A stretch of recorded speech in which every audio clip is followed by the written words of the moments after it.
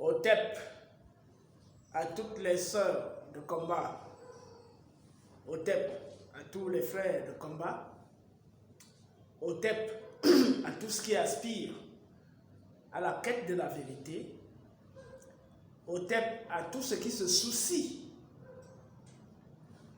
d'avoir les pieds sur terre et la tête plongée dans les astres. Je vous salue une fois de plus. Je suis Djeotsitot, que vous connaissez très bien, qui est votre humble serviteur, militant pour la renaissance de l'Afrique noire. Et en pleine refonte et en plein refondement de nos valeurs culturelles, non seulement sur le plan intellectuel, mais aussi sur le plan éducationnel et en plus sur le plan pratique, c'est-à-dire des travaux sur le terrain avec des initiés, la création des organisations qui ont pour but de redorer le blason non seulement du peuple noir, mais de l'humanité tout entière. Je vous reviens ce soir avec un thème très particulier. J'ai choisi ce thème parce que beaucoup de personnes qui se rapprochent de moi, qu'elles soient au Cameroun, qu'elles soient au Gabon, qu'elles soient au Bénin, qu'elles soient au Togo, qu'elles soient en Côte d'Ivoire, qu'elles soient au Sénégal, qu'elles soient au Ghana, qu'elles soient en Afrique du Sud, qu'elles soient en Allemagne, qu'elles soient aux États-Unis, qu'elles soient au Canada, qu'elles soient en France, qu'elles soient en Belgique, qu'elles soient en Chine, qu'elles soient au Japon, qu'elles soient en Arabie Saoudite, qu'elles soient en Turquie et partout ailleurs, tout ce qui m'aborde, notamment les frères et les sœurs kamites, et même les curieux, me posent toujours la question de savoir quel est le statut de la prière dans la spiritualité. Quel est le statut de la prière? Quelle est la place que les Africains d'antan, avant l'arrivée du christianisme, avant même la naissance du christianisme, avant la naissance de l'islam, avant la naissance du judaïsme, avant la naissance d'Abraham, avant la naissance d'Adam, quelle est la conception que les premiers peuples sur terre avaient de la communication entre l'homme et Dieu? Donc, c'est une question qui m'a taraudé l'esprit pendant un bon petit bout de temps. D'autant plus que nous qui sommes nés des familles chrétiennes, judéo-chrétiennes, et d'autres qui sont nés des familles musulmanes, et d'autres qui sont nés des familles judaïques ou juives, se posent toujours la même question. Quelle est la place de la prière dans la spiritualité? Est-ce que la prière est un facteur central ou alors un élément secondaire ou dans une certaine mesure quelque chose dont on peut se passer pour pouvoir avoir des réponses à nos préoccupations, avoir des réponses à nos désirs, à nos souhaits, avoir des réponses à nos projets? Quelle est la place de la prière? La prière est-elle nécessaire? C'est pour cela que j'ai estimé qu'il était important d'aborder ce thème. D'antan, j'aimerais préciser que je ne m'adresse pas à tout le monde. Je m'adresse à des personnes qui ont au moins 4 ou 5 qualités. 4 ou 5 qualités. La première qualité de ceux à qui je m'adresse, c'est les personnes qui ont le sens de la curiosité. La curiosité. Donc je m'adresse aux personnes curieuses. 2, aux personnes qui ont le sens d'observation. 3, aux personnes qui ont le sens de l'écoute. Ça veut dire que quand les choses sont dites, on prête attention à tout ce qui est dit et on cherche à vérifier. 4, aux personnes qui ont le sens de la réflexion. Le sens de la réflexion. Je répète, je m'adresse aux personnes qui ont non seulement les 3 qualités que j'ai déclinées, mais la 4e qualité, le sens de la réflexion. Et 5, je m'adresse aux personnes qui ont le souci de connaître. La volonté de connaître, l'envie de connaître. Je ne m'adresse pas aux personnes qui pensent qu'elles connaissent déjà et qu'elles n'ont plus besoin d'écouter des discours que les uns et les autres qualifieraient d'athées, de philosophiques, d'animistes, de je ne sais pas quoi, de charlatanistes, de sorciers. Parce que tout ce qui concerne l'Afrique apparemment, soit c'est l'animisme, soit c'est la sorcellerie, soit ce sont des diableries. Et je suis désolé de décevoir cela, car ils ont en face d'eux non seulement quelqu'un qui défend la culture, la spiritualité et la vision africaine du monde, mais celui qui est à un niveau de culture scientifique, philosophique, métaphysique, ontologique, très poussé. Très poussé parce que dans la formation de ceux qui partent faire philosophie, si 100 étudiants entrent en première année pour aller faire philosophie, très peu, c'est-à-dire environ 10 vont se retrouver dans la spécialité ontologie et métaphysique. Mais environ 50 ou 60 vont se retrouver dans la spécialité éthique et politique. Parce que là, c'est le vulgus, c'est le commun, les discussions communes, la politique, c'est tout le monde qui parle de politique. La politique est comme le football. On trouvera à peine une trentaine ou 25 qui vont aller faire épistémologie, c'est-à-dire philosophie des sciences, et on trouvera environ 15 ou 20 qui vont aller faire ce qu'on pourrait qualifier de pensée africaine, c'est-à-dire aller étudier la pensée de Kwame Nkrumah, Sékou Touré, je ne sais pas, Placide Tempels, Eboussi Boulaga, Njomwele, bref, je parle de l'Afrique. Donc, on constate que dans ceux qui entrent dans le domaine de la philo, très peu de personnes ont le courage de se spécialiser en ontologie et métaphysique. Et je précise encore, parmi ceux qui s'y spécialisent, très peu de personnes explorent les pensées, je ne peux pas dire les pensées, les travaux fondamentaux des écoles comme le néoplatonisme et la tradition de la phénoménologie, avec les gens, les figures emblématiques comme Heidegger. Très peu de personnes, même il y a des professeurs de philosophie qui ne comprennent pas Heidegger. Donc, ce n'est pas que je vante ces gens qui sont des locodèmes, qui sont des blancs. C'est juste pour dire que non seulement je suis un fils de l'Afrique, profondément enraciné dans la spiritualité africaine, mais en plus dans le domaine de la science, astrophysique, astronomie, physique, chimie, biologie, mathématiques, géologie, anthropologie, sociologie, psychologie. J'ai approfondi suffisamment mes connaissances dans ce sens. Linguistique, j'allais oublier.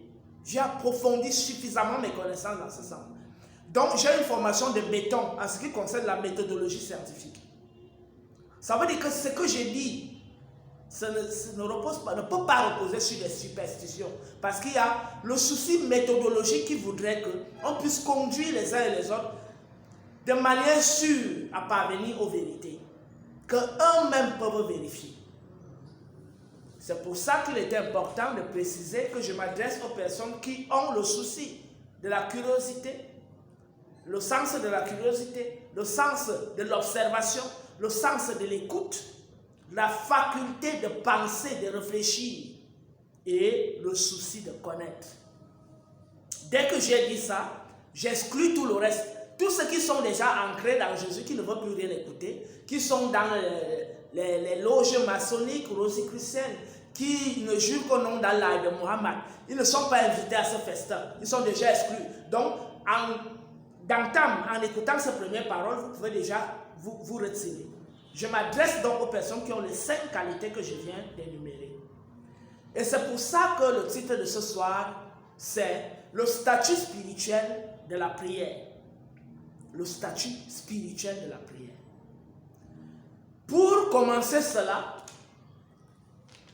mon développement par le premier point, c'est la prière d'après les religions dites révélées. La prière d'après les religions dites révélées. Pourquoi est-ce que je commence par là? Parce que en Afrique, le christianisme, l'islam sont des religions largement répandues. En Amérique latine, le christianisme est largement répandu.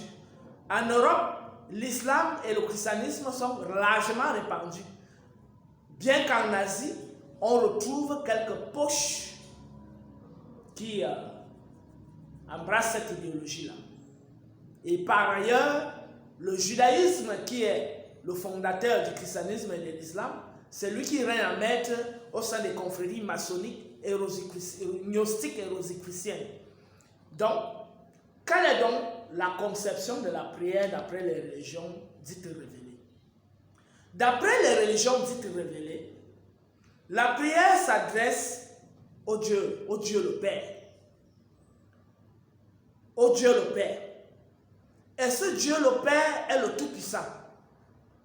Et ces créatures sont très fragiles. C'est un Dieu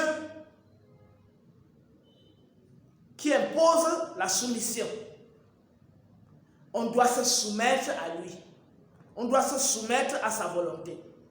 Au risque d'être frappé, au risque d'être foudroyé, au risque d'être exterminé. Si on n'accomplit pas sa volonté, il nous détruit, il nous anéantit comme il a anéanti la majeure partie de l'humanité par le déluge et par la suite par le feu à Sodome et Gomorrhe, voilà, etc.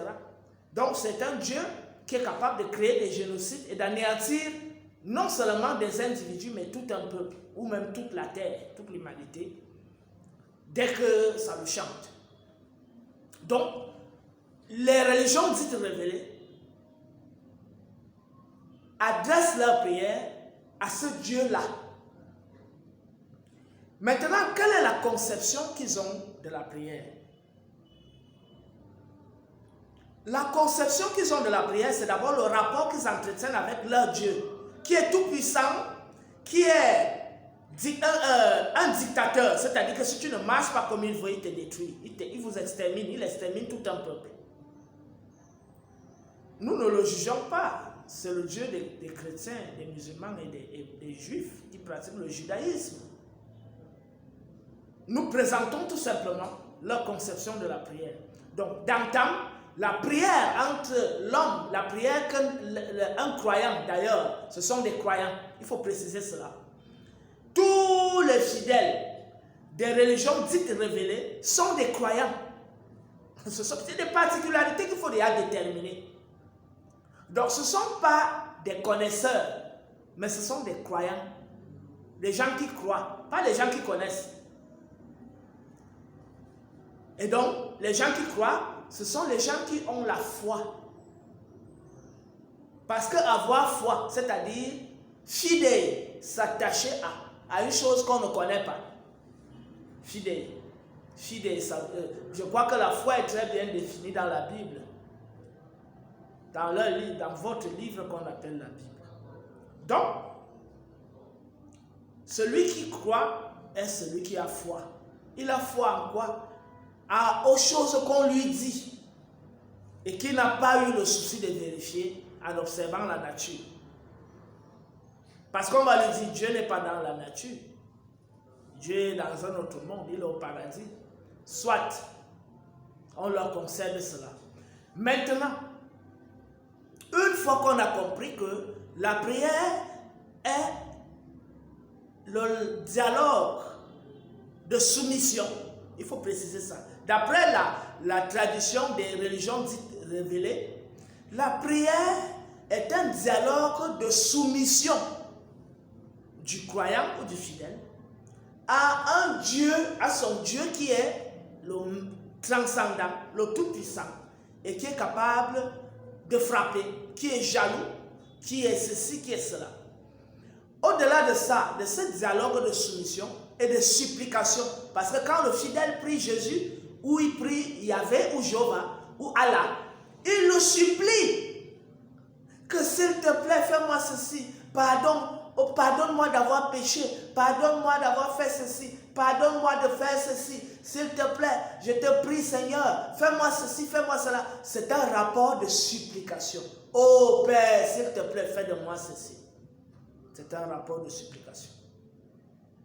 Donc, la prière, d'après les religions dites révélées, est un message adressé à un être tout-puissant, dominateur, par un fidèle tout frêle, tout fragile, tout minable, qui se soumet et qui s'enroule dans la boue. Oui, bon, on nous dira c'est de l'humilité, c'est sur la base de l'humilité qu'on se lève. Oui, on leur concède ça. Donc, première étape. Deuxième étape, c'est un dialogue de supplication. C'est-à-dire que pour que le Dieu là nous honore, il faut qu'on le supplie. Il a besoin d'être prié, d'être supplié. Parce que prier, c'est supplier. Troisième point, ils disent aussi qu'ils font des adorations et que l'adoration rentre dans la prière. On leur concède ça. Ils disent aussi qu'ils font des louanges et que les louanges entrent dans les prières, dans la prière, à travers les chants, les danses et autres. On leur concède cela. Bon, il y a d'autres, comme les musulmans. Ils disent qu'ils ont des postures et ils font des libations. Parce que eux, au moins, ils vont un peu plus loin que les chrétiens. Les musulmans vont un peu plus loin que les chrétiens au niveau du cérémonial de prière. On leur reconnaît cela. Ce n'est pas déjà mal. Les postures et les libations, c'est une bonne chose. Mais le problème qui se pose, c'est que ces prières, ça nous amène donc à attaquer le deuxième point. Ces prières s'adressent à qui? Les prières qu'on émet, elles s'adressent à qui? Les prières s'adressent au Dieu des religions dites révélées. On commence donc par le fondement qui est la Torah, qui est le texte le plus ancien des trois religions dites révélées, notamment le judaïsme, le christianisme et l'islam. Ils disent que les seules religions révélées, ce sont ces religions que je viens de citer. Le judaïsme, le christianisme et l'islam. On commence donc par le commencement, parce que la Torah, le Pentateuque, est le texte le plus ancien de tous les écrits des religions dites révélées. Or, le Dieu du Pentateuque ou de la Torah, c'est qui? C'est Yahvé, c'est Jéhovah. Et c'est plus tard lui qui devient Allah chez les musulmans. Il demeure Yahvé et Jéhovah, même chez les chrétiens, il demeure cela. Mais qui est Jéhovah? Qui est Jéhovah? Qui est Yahvé? Qui est Elohim? Parce qu'en réalité, il ne s'agit pas d'un seul Dieu. Donc, on constate que dans la Bible même, hébraïque, et les diverses traductions, il demeure ce conflit entre Elohim et Yahvé. Qui est Elohim? Elohim, c'est le pluriel de Eloah. Le pluriel de Eloah, c'est-à-dire de El. C'est-à-dire Al-Ilah, qui est devenu Allah. Donc, c'est le pluriel de ce que je viens de dire. Elohim, c'est le pluriel de Eloah, de El, de Al-Ilah, de Allah. Maintenant, Yahvé, c'est quoi? Yahvé a une tendance monothéiste. Parce que quand on dit Elohim, ça veut dire les dieux. Ce n'est pas Dieu. Elohim ne signifie pas Dieu. Elohim est un terme qui désigne le pluriel. Et je viens de donner le singulier d'Elohim qui est Eloah, El, Allah, Al-Ilah, qui eux-mêmes viennent de la divinité sumérienne. Je crois que j'avais déjà développé ce thème sur l'origine du christianisme, où j'ai suffisamment expliqué ça, l'origine du mot Elohim. J'avais suffisamment expliqué ça. Et je vois que très peu de personnes qui suivent mes vidéos retracent l'affaire de l'origine du christianisme. Très peu. Or, cette série de 9 vidéos est une série essentielle. Est une série essentielle. Bon, peut-être les gens ont déjà les connaissances là-dessus. C'est bon, ça c'est bon. Donc, j'ai donc démontré dans ma vidéo sur, mes séries de vidéos sur l'origine du christianisme que Elohim dérive de Eloah, de Al-Ilah, de El, de Allah, et en amont, c'était un dieu que les Akkadiens ont récupéré chez les Sumériens. Et les Akkadiens, qui sont les ancêtres des Hébreux, des Sémites, qui sont des Sémites, ancêtres des Hébreux et des Arabes, appelaient ce Dieu non pas Elohim, non pas Allah, non pas Alila, non pas El, mais ils appelaient ce Dieu Enlil, Enlil, Enlil. Donc c'est de Enlil qu'on est arrivé à El, Elil, Allah, Al-Ilah, Elohim, Eloah. Le Dieu akkadien, le Dieu que la divinité donc que les Akkadiens, ancêtres des Sémites, c'est-à-dire des Hébreux et des Arabes, appelaient Enlil, en réalité, c'était la divinité sumérienne Enki. C'est Enki qui est devenu plus tard chez les Akkadiens, sous les dynasties de Sargon d'Akkad et tous les rois sémites. C'est Enki qui est devenu Enlil. Or, dans le panthéon sumérien, qui est les Sumériens, qui étaient les Noirs qui ont colonisé toute la zone de la Mésopotamie et tout le reste, donc les premiers habitants de cette zone-là, c'était les Sumériens. Or, dans leur panthéon, le Dieu suprême, c'était Anu. C'était Anu. An était donc le grand Dieu. Et Enki était le Dieu de la terre. Enki était le Dieu de la terre. Enil était le Dieu de l'air, du souffle. C'est Enil qui est donc devenu Elil chez les Akkadiens. Parce que je viens de commettre une erreur là tout à l'heure. Je parlais de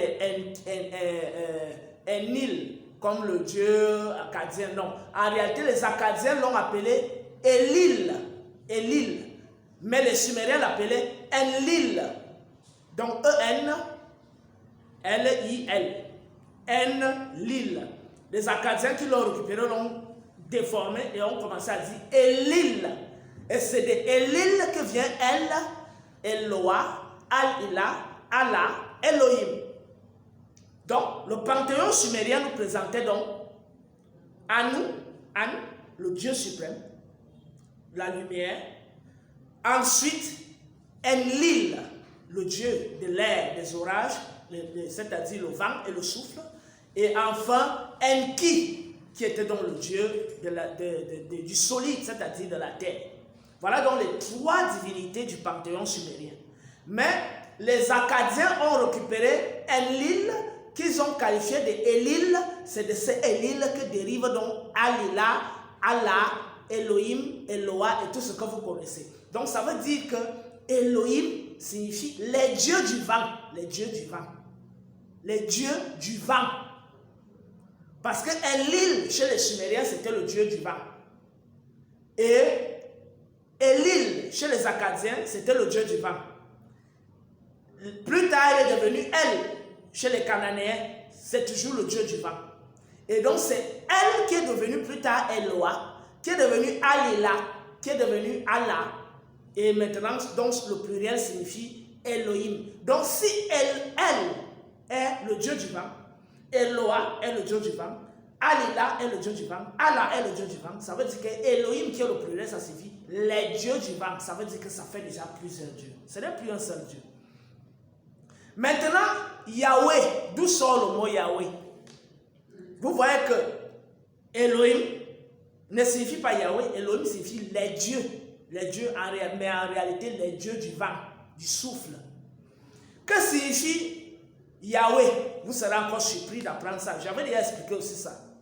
Yahweh, il y a le grand chercheur, le grand spécialiste des études bibliques reconnu dans le monde entier, qui s'appelle Thomas Romer. Thomas Romer, le grand spécialiste de la Bible, s'appelle Thomas Romer. Il a écrit un ouvrage intitulé « L'invention de Dieu ». Cet ouvrage est à lire par tous les chrétiens, par tous les pratiquants du judaïsme et par tous les pratiquants de l'islam. Ce livre est un livre capital. L'invention de Dieu, vous pouvez même avoir la version PDF, vous allez sur le net, vous retrouvez ça. C'est là où il décline exactement l'origine du mot Yahweh. Et il montre que Yahweh, de même que elle, que je viens de décliner, n'est pas d'origine hébraïque, mais d'une origine étrangère. Donc même Yahweh est d'une origine étrangère. Ce sont donc des dieux d'emprunt. Les Hébreux ont emprunté Elohim, ils ont emprunté Yahweh et ils en ont fait leur Dieu. Ça fait déjà que les Hébreux ont déjà deux dieux. Il y a les dieux, Elohim, les dieux du vent, et il y a Yahweh. Et que signifie Yahweh maintenant? Voici ce que Thomas Romer nous dit à la suite de ses recherches approfondies.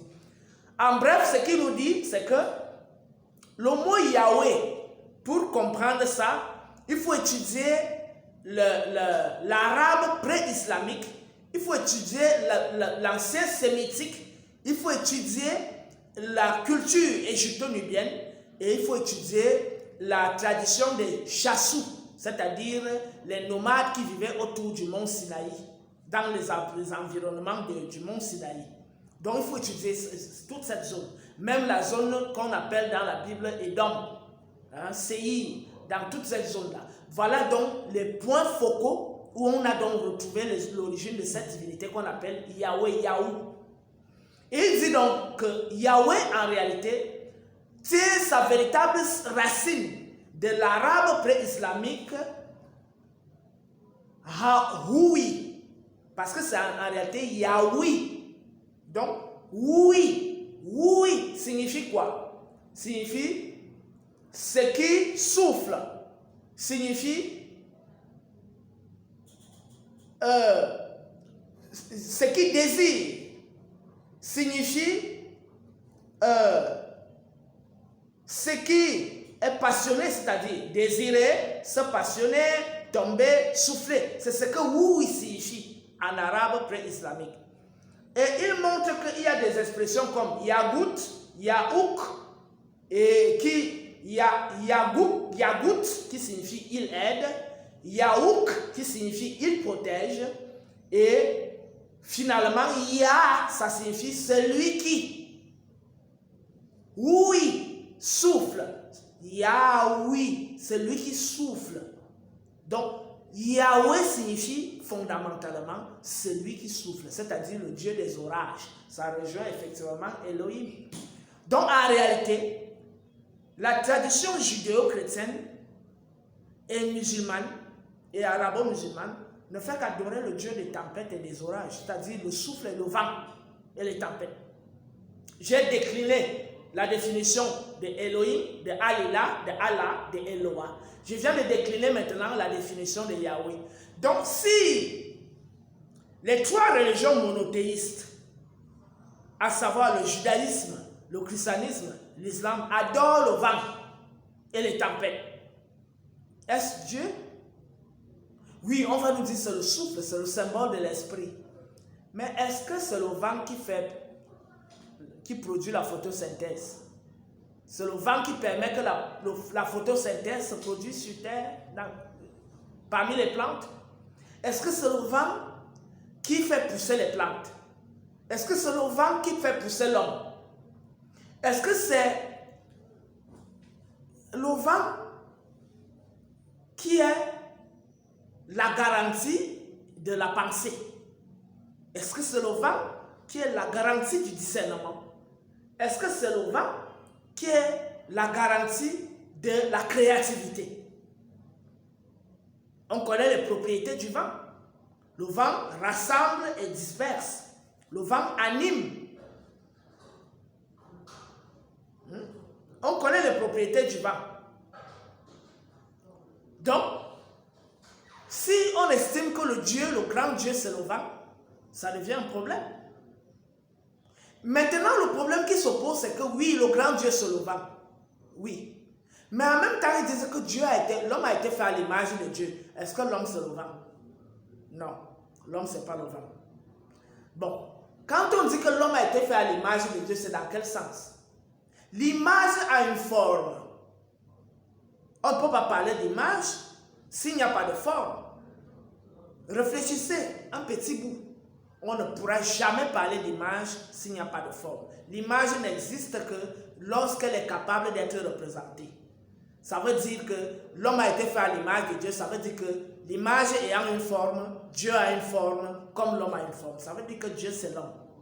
Mais en même temps, il fuit encore, ils disent que non, Dieu, c'est l'esprit. C'est-à-dire quelque chose qui souffle. Mais comment, en même temps, l'esprit peut en même temps avoir une forme? C'est-à-dire ce qui souffle. Le vent a-t-il une forme? Il faut donc qu'on nous donne la forme du vent. Si on ne peut pas nous donner la forme du vent, ça veut dire qu'on nous mène à bateau. Le vent n'a pas de forme. L'esprit, par conséquent, qui serait assimilé au vent, n'aura pas de forme. Et par conséquent, Dieu ne saurait être esprit et vent. Parce que s'ils disent que Dieu est esprit, c'est-à-dire au sens de ce qui souffle, c'est-à-dire ce qui n'a pas de forme, ça veut dire que l'homme n'est pas fait à l'image de Dieu. Parce que l'image a une forme. Donc, après avoir dit cela, je vais poursuivre maintenant.